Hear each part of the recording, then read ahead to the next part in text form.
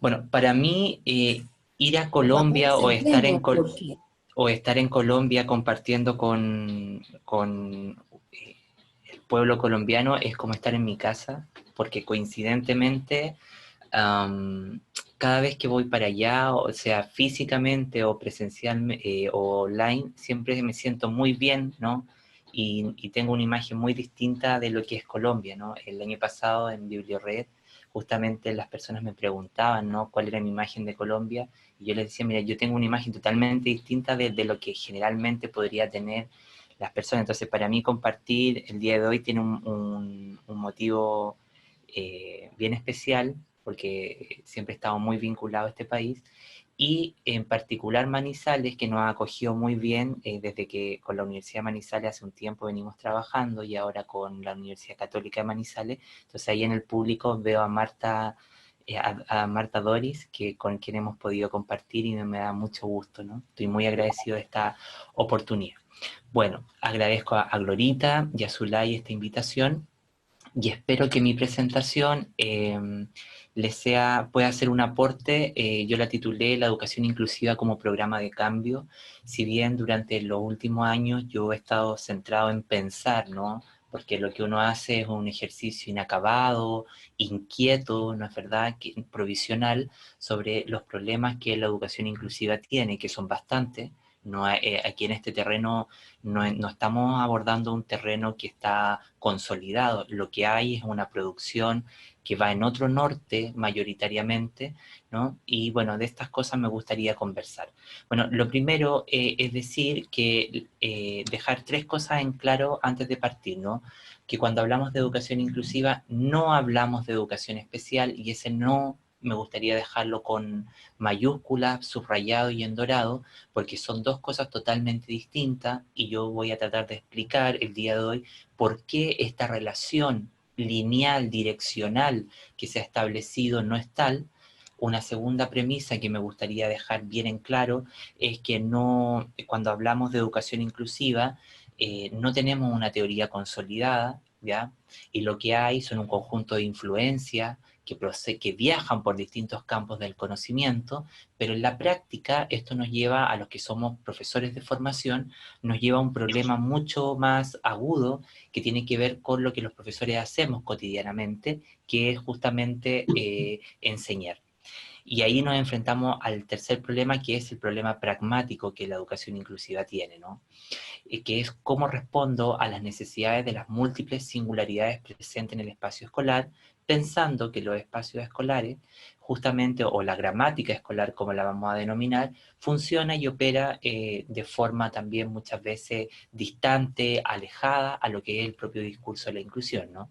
Y una cuarta premisa es que la educación inclusiva se traiciona en las propias categorías que hoy día ocupa para hablar, ¿no? Entonces ahí nos vamos a enfrentar a un problema morfológico, un problema de categoría para fundamentar la tarea de lo inclusivo. Bueno, ¿por qué y para qué la educación inclusiva? Lo primero que me gustaría traer a colación es que cuando hablamos de educación inclusiva, hoy día en todo el continente hay un avance, bueno, a nivel mundial hay un avance por los gobiernos, los ministerios, las secretarías públicas, las universidades, incluso los programas de formación del profesorado, desde el pregrado hasta el posgrado, e incluso la investigación, por hablar de educación inclusiva. Pero ¿dónde se sitúa o cuáles son los ángulos de focalización que este discurso tiene? Hoy día está muy travestizado con la educación especial. Y este error, esta idea, esta imbricación de pensar que lo especial o lo inclusivo son términos sinónimos, de alguna manera lo que hace es trabajar en términos de relaciones lineales, ¿no? O como Oppenheimer nos va a decir, en relaciones interiores, que vendrían a ser una relación de herencias, ¿no? ¿Por qué se establece esta relación de pensar que la educación inclusiva podría ser o tendría su génesis en lo especial, porque cuando surgen las demandas de colectivos, especialmente en la década del 40, ¿no es verdad?, destinados a luchar por la violencia estructural, por la discriminación silenciada, que inhabilitaban el acceso a la educación, justamente estos grupos procedían de familias con alguna persona en situación de discapacidad. Y la matriz intelectual que estaba consolidada, ¿no?, era el legado de lo especial. Entonces, esta idea hace muy superficialmente que los fundamentos de lo inclusiva puedan justamente entenderse como un reemplazo, ¿no? Bueno, hasta ahí lo interesante sería entonces entender que la educación inclusiva, ¿no es verdad?, más que entenderse como una práctica de asimilación, va a entenderse entonces como un dispositivo de recognición de todos los campos de la ciencia educativa, como un dispositivo de transformación de todos los campos del conocimiento de la educación, más que convertirse en una práctica de asimilación a lo estable o a lo que justamente muchas veces genera exclusión, que es la metáfora que yo en mi trabajo denomino inclusión a lo mismo, ¿no? Que finalmente, inspirado en el ideal de diversidad, ¿no?, la inclusión como ideal de diversidad, aglutino en el espacio escolar a un montón de estudiantes, a un gran número de estudiantes, sin justamente cambiar o innovar las estructuras de escolarización, porque aquí también hay otro problema más profundo de entender cómo funcionan las estructuras de escolarización que crean estudiantes que habitan la frontera. Bueno, en este marco, lo primero que tendríamos que pensar entonces es que la educación inclusiva busca interrogar la temperatura ética de nuestra época, ¿no? Y de alguna manera esta interrogación ética que hace la educación inclusiva colinda con una fase histórica que es bastante controversial en la que estamos y que busca un poco interrogar los supuestos del capitalismo, pero no en el capitalismo mainstream o hegemónico, sino la intersectorialidad o lo que es, de lo que habitaría entre lo neo y lo liberal, porque hoy día los problemas no están en el orden del capitalismo como tal, están en una cosa mucho más extraña de lo neo y lo liberal. ¿Por qué traigo a colación esto? Porque en realidad la educación inclusiva busca interpelar la creación de nuevas subjetividades, ¿no? Entonces ahí también tendríamos que mirar la relación con los dispositivos de producción de la subjetividad y también, por otro lado, busca crear otras formas de relacionamiento social, ¿no? Entonces, frente a eso, se va a convertir entonces en un proyecto de conocimiento que va a estar motivado por justamente aumentar la justicia social y la transformación progresiva, ¿ya? Pero al mismo tiempo vamos a reconocer que estas dos ideas de justicia social y de transformación progresiva van a estar siempre imbricadas dentro de una matriz más general de dominación, que es lo que yo siempre digo en algunos de mis textos, como que hoy día coexiste una idea de inclusión y de equidad, de justicia, alojada al interior del capitalismo. Por eso que hay grandes volúmenes de producción científica, por eso que encontramos gran cantidad de investigaciones, de seminarios, que nos sentamos a discutir sobre la justicia, sobre la equidad, pero pareciera que esto nunca toca las estructuras sociales y ni tampoco toca las propias tramas de relaciones colectivas en nuestro día a día. Por tanto, entonces todo esto se va a aglutinar en una idea de una nueva conciencia ética, ¿no? Entonces, esto nos enfrenta a un problema mucho mayor, ¿no? Que hoy día que la inclusión como programa de cambio, asimismo al feminismo, la interseccionalidad, las teorías postcoloniales, la interculturalidad crítica, entre otros movimientos críticos contemporáneos, incluidos ahí los estudios queer, los estudios de la mujer, que son todos estos campos responsables de un poco la diversificación teórica de la educación inclusiva, ponen de manifiesto que hoy día muchos programas de cambio ya están agotados en su función histórica, ¿no? Y esto pasa con muchos, incluso como los que ya mencioné, ¿no? Entonces la pregunta que podría ahí emerger es ¿cuándo comienza lo nuevo, ¿no? Pensando que si los programas de cambio han agotado su función histórica, entonces, ¿cuál es el poder que tiene el reformismo social y el radicalismo crítico o el realismo crítico para justamente trabajar en función de todos estos problemas que la educación inclusiva se propone resolver, ¿no? Y entendiendo que ésta se sustenta en un conjunto de planteamientos liberales y que esconden una política también muchas veces neoconservadora, ¿no? En nuestra época. Sí, esa idea de lo neoconservador y la política liberal lo podemos ver siempre en que el discurso de la inclusión apela a formas que no son científicas, por ejemplo, decir que hay que respetar, pero eso es una condición previa al ejercicio del educador, ¿no? Es una condición sine qua non que no debería por qué ponerse en discusión, ¿no? Y por otro lado, también esa idea liberal lleva justamente se conecta con la política de los derechos humanos, donde pone en tensión su forma analítica.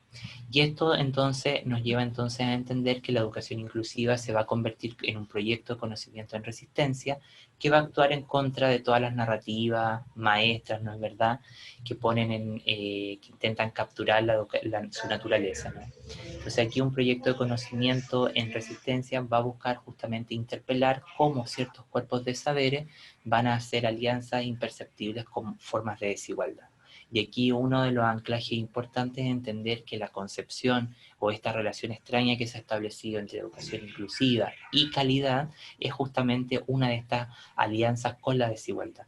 Porque el propio concepto de calidad, como está estructurado desde la hegemonía capitalística, liberal, lo que hace justamente es reforzar un conjunto de sistemas de desigualdad en la práctica, más que a lo mejor crear condiciones para que se operativice la igualdad de oportunidades o la equidad a través de los dispositivos de enseñanza.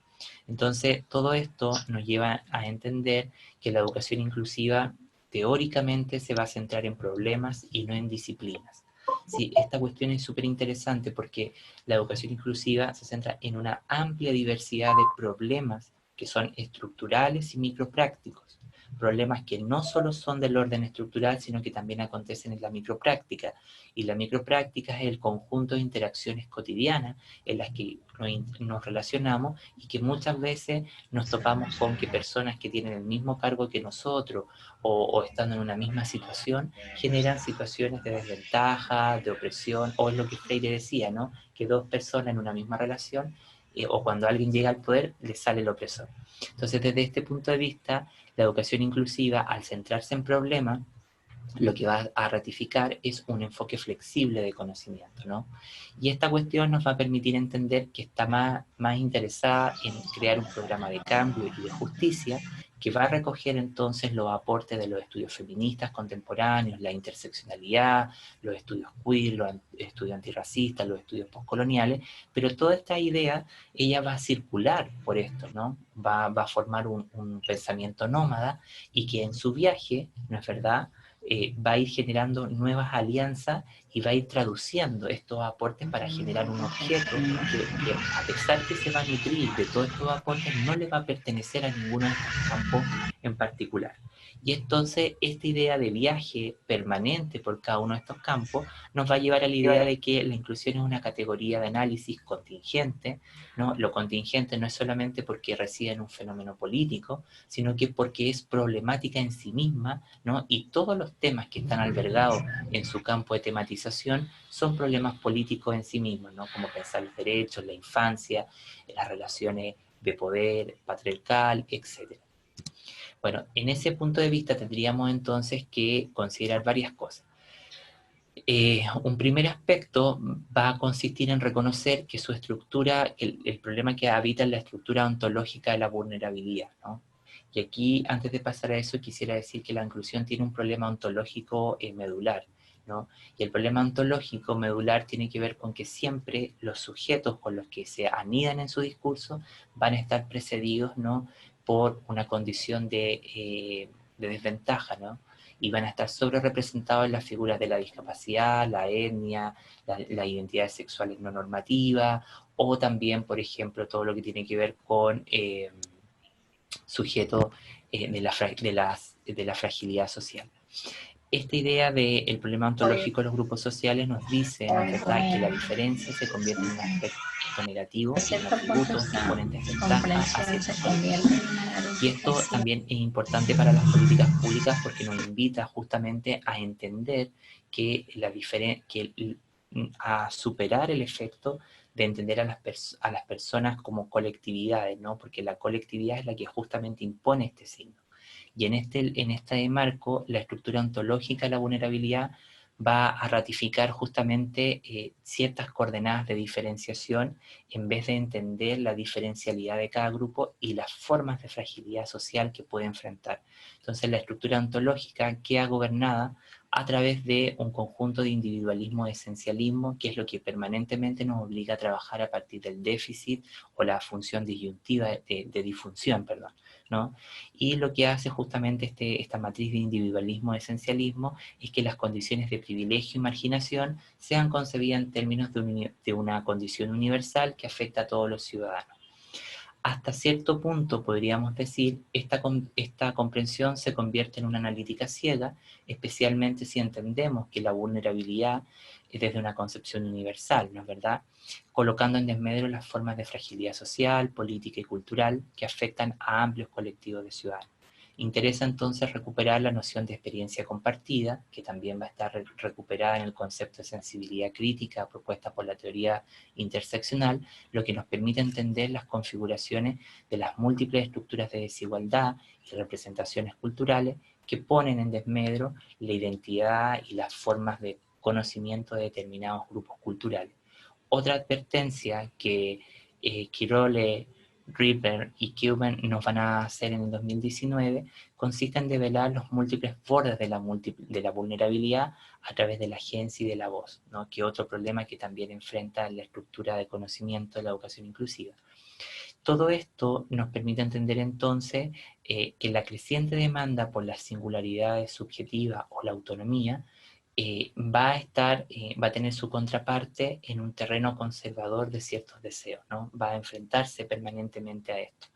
Y esto nos lleva a entender entonces que el individualismo como estándar justamente va a marcar ciertos logotipos o ciertas imágenes o dispositivos semióticos que van a validarse permanentemente bajo el discurso de la vulnerabilidad. Entonces, desde aquí lo que interesa entonces es entender las diferencias, la identidad y las singularidades desde una ontología más materialista en permanente devenir, más que sustancialista como es la lógica tradicional, ¿no? Entonces, produciendo para justamente producir un desarrollo mucho más sostenido de las propias diferencias. En este marco, tal vez sería importante centrarse en la noción de pasiones políticas y también enfatizar en una visión más rigurosa de la propia afectividad que este movimiento va a constituir. Por ello, una subjetividad nómada va a implicar un enfoque materialista de la afectividad y no una marca no esencialista de vitalismo. Por ello, reposicionar el tema en medio de las nuevas narrativas maestras que apuntan a restaurar las visiones tradicionales y unilaterales del yo en el modelo neoliberal, nos permitiría perseguir apasionadamente esta búsqueda de nuevas alternativas para pensar el ser y la escolarización. Por lo tanto, una subjetividad nómada siempre va a ser un espacio disputado de múltiples mutaciones que no siguen las directrices tecnológicas y ciertos imperativos morales canónicos que son validados por estos territorios más conservadores. Todo ello entonces nos enfrenta al desafío de entender los territorios psíquicos de la inclusión. Ahora, si nosotros miramos la inclusión como concepto, ¿no? Lo primero que tendríamos que decir es que la inclusión como concepto, si atendemos a la distinción de Miek y Ball en conceptos viajeros en las humanidades, la inclusión hoy día no podría ser designada como un concepto, porque los conceptos nos ayudan a pensar analíticamente y nos ayudan y otorgan un estatus metodológico. En cambio, podría ser entendida como una palabra que es de acceso a millones de personas, que se ocupa con alta recurrencia, pero que está en construcción.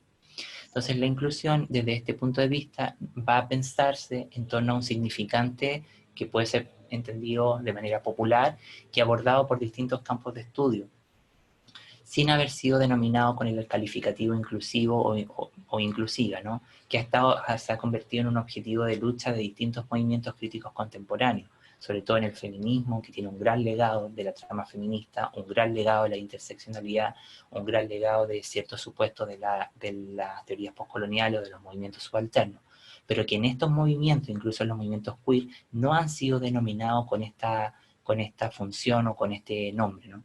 Y en su configuración vamos a observar entonces diversas tradiciones filosóficas, políticas, metodológicas, que van a justamente albergar una variedad de cuestiones políticas y tensiones teóricas.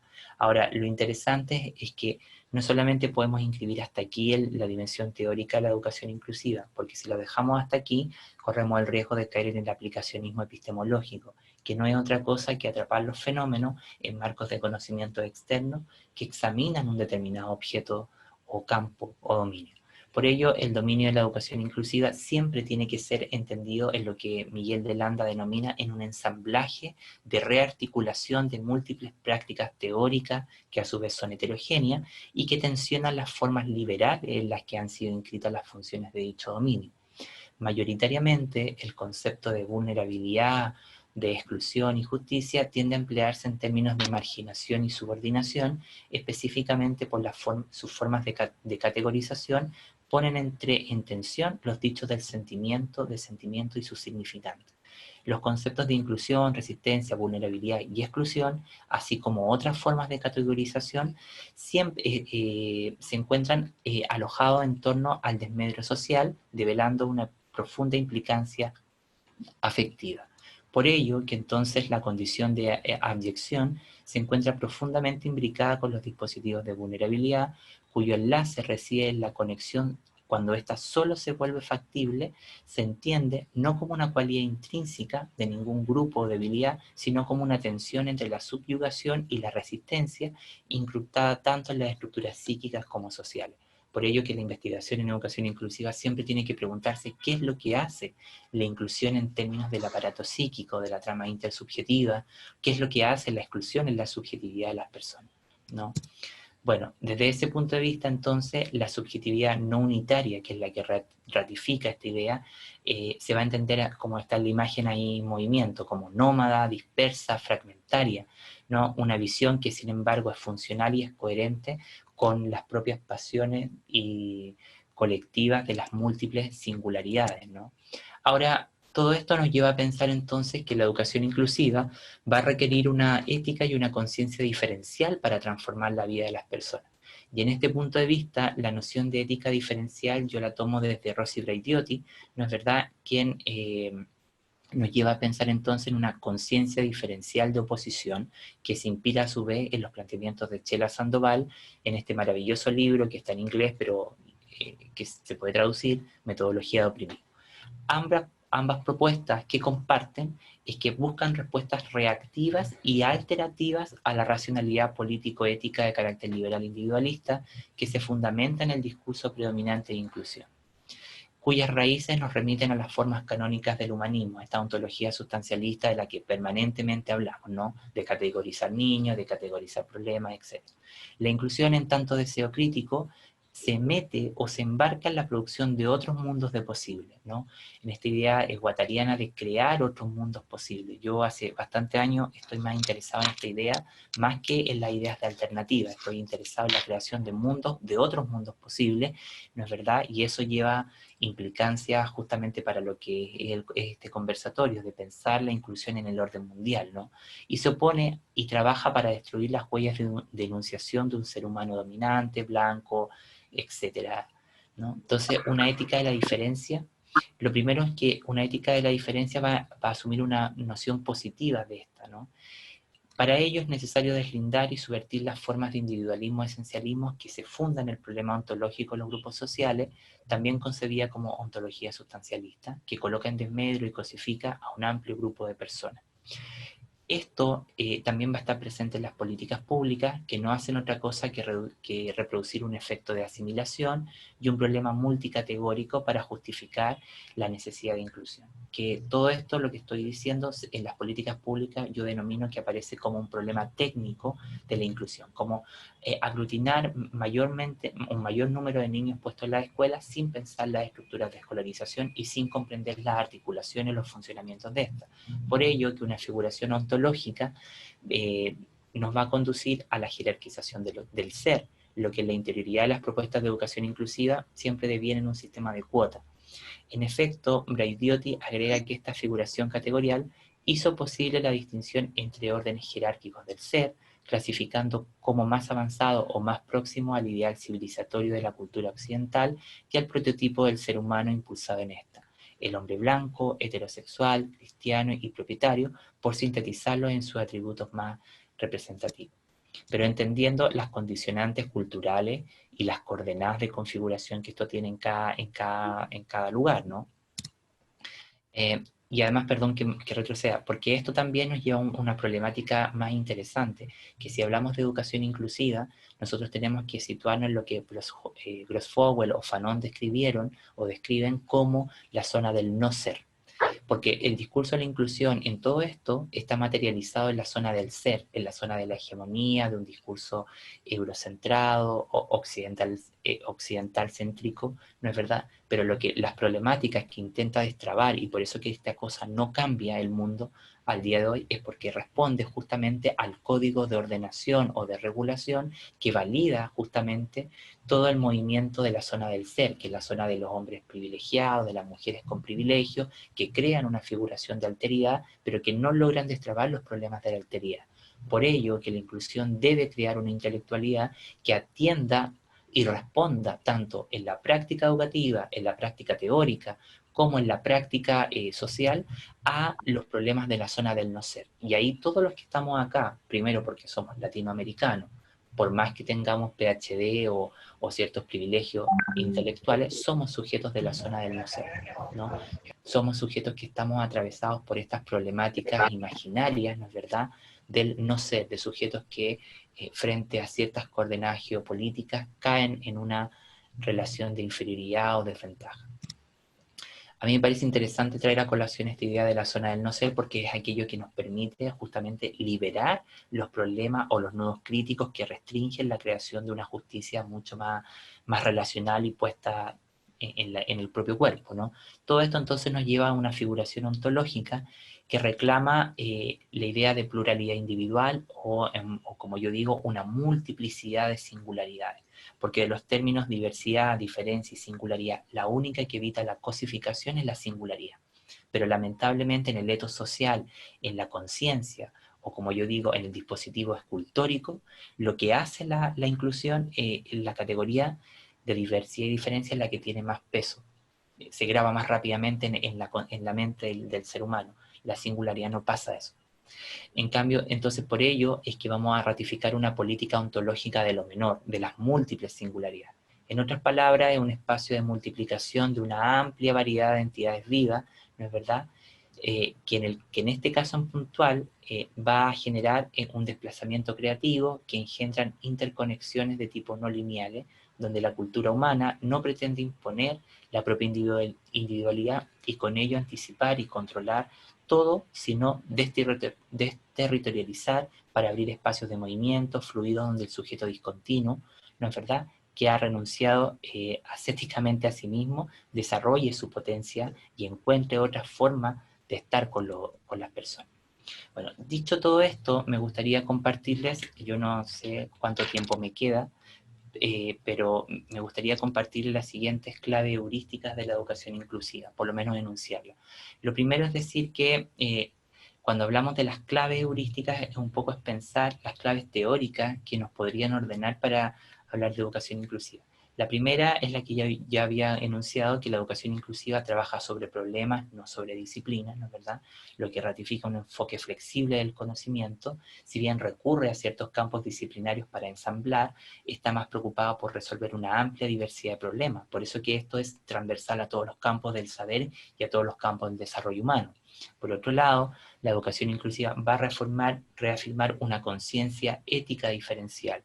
¿Qué quiere decir esto? La propuesta de Rossi Braidiotti, pasar de una ontología sustancialista a una ontología materialista o en permanente devenir, y también la educación inclusiva es una estrategia de liberación de la zona del ser, ¿no? De esto que yo ya les mencionaba, esta línea abismal que nos habla Sousa y que nos dice justamente que al comprender la zona imaginaria del no ser, una zona gobernada por exclusiones, dominaciones, freno al autodesarrollo, nos permitiría justamente liberar estos problemas endémicos de constitución del sistema mundo, porque todo esto de pensar formas inclusivas o luchar contra las inequidades no es algo del mundo contemporáneo, es algo constitutivo de nuestro mundo en sí, en la propia historia de la conciencia.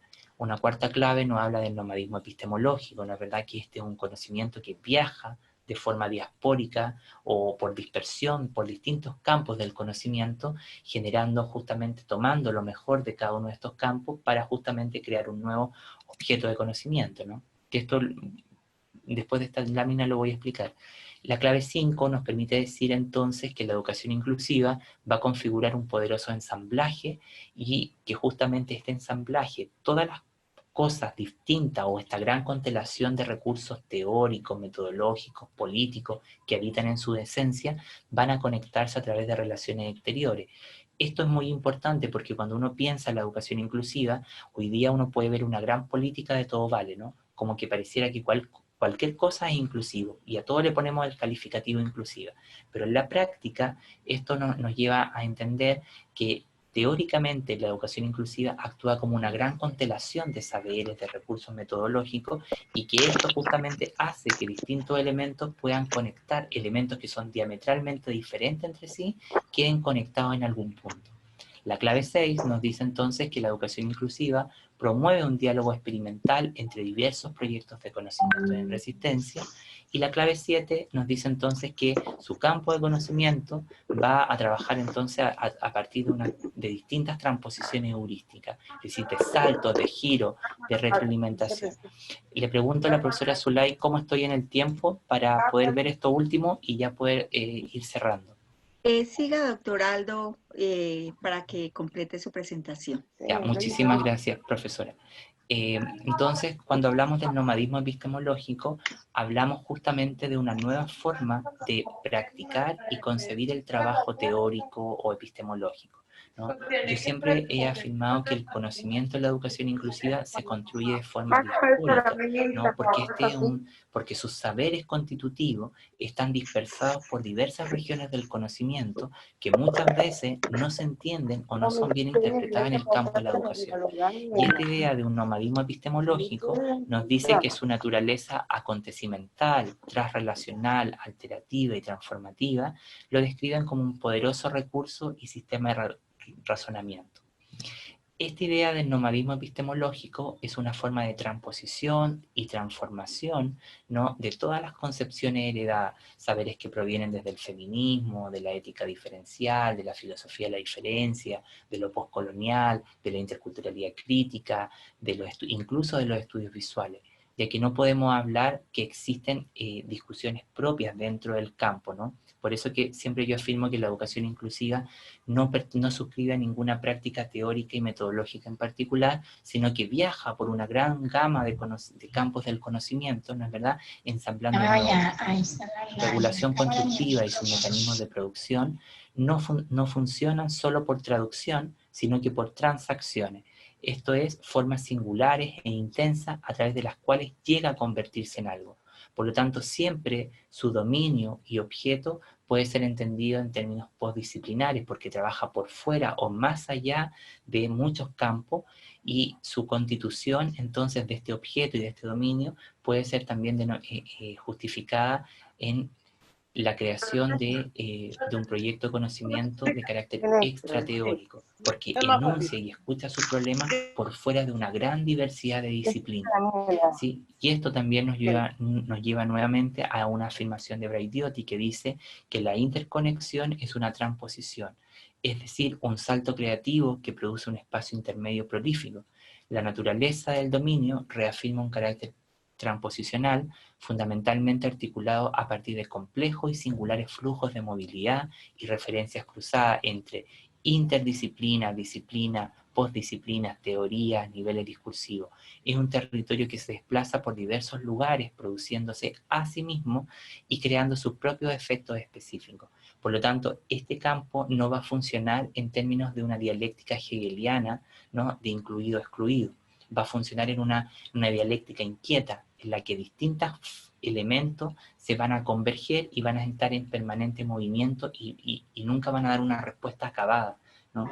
Entonces, esto entonces, ya para cerrar, nos lleva a la afirmación de que la educación inclusiva no solo produce nuevos conocimientos, sino poderosos ángulos de visión que alteran el orden de la realidad.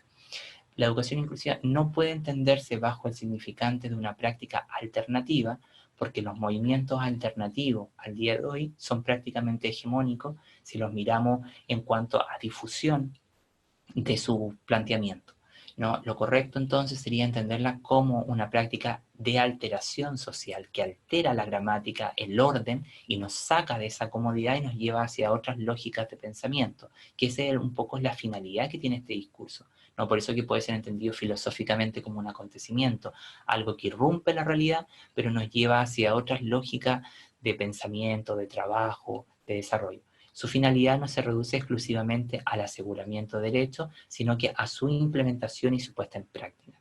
Todo esto entonces va a retomar tres cosas que yo ya mencioné, que es la creación de un proyecto de conocimiento en resistencia y una estrategia analítica destinada a producir nuevos conocimientos y ángulos de visión sobre la vida, la afectividad, la subjetividad, el deseo y la educación, ¿ya? Y también se va a constituir como una estrategia alterativa de la realidad y de todos los campos de desarrollo humano que están aglutinados en esto. Y finalmente se va a constituir como un poderoso dispositivo de recognición de la teoría educativa contemporánea. Y aquí es importante este punto porque la educación inclusiva no crea, si bien crea un nuevo soporte teórico, lo que hace es actualizar a la propia teoría educativa. Por ello que me gusta concebirla más como un mecanismo de fractura del pensamiento pedagógico y un mecanismo que interpela y pone en contra la espada y la pared al saber pedagógico, a nuestro hacer permanente, ¿no? Esto redefine el concepto de espacialidad, redefine el concepto de temporalidad. Y aquí la cuestión del tiempo es importante porque nosotros trabajamos siempre dentro de una monocronía, ¿no? Un tiempo único, universal, donde todos hacemos lo mismo, al mismo ritmo y en el mismo espacio. El tiempo del pedagógico en el marco de la inclusión son las heterocronías de aprendizaje, múltiples tiempos que están entrecruzados en un mismo espacio y que colindan y conviven de forma armónica. Por ello que la inclusión, y ya para cerrar, performa la realidad, ¿no? Performa y también tiene esto que yo digo que es un poderoso dispositivo escultórico de la conciencia, porque uno con escuchar este discurso como que algo se moviliza, mueve la fibra, te lleva a pensar en otras coordenadas, ¿no? Y también su heurística trabaja a partir de la metáfora postcolonial leer de vuelta, configurando un nuevo vocabulario y un sistema recognoscitivo dedicado a comprender múltiples problemáticas que son estructurales y a su vez son microprácticas, porque la inclusión se convierte en una cinta, en un nudo que aglutina problemas estructurales, pero que también problemas de orden microestructurales o microprácticos, ¿no es verdad?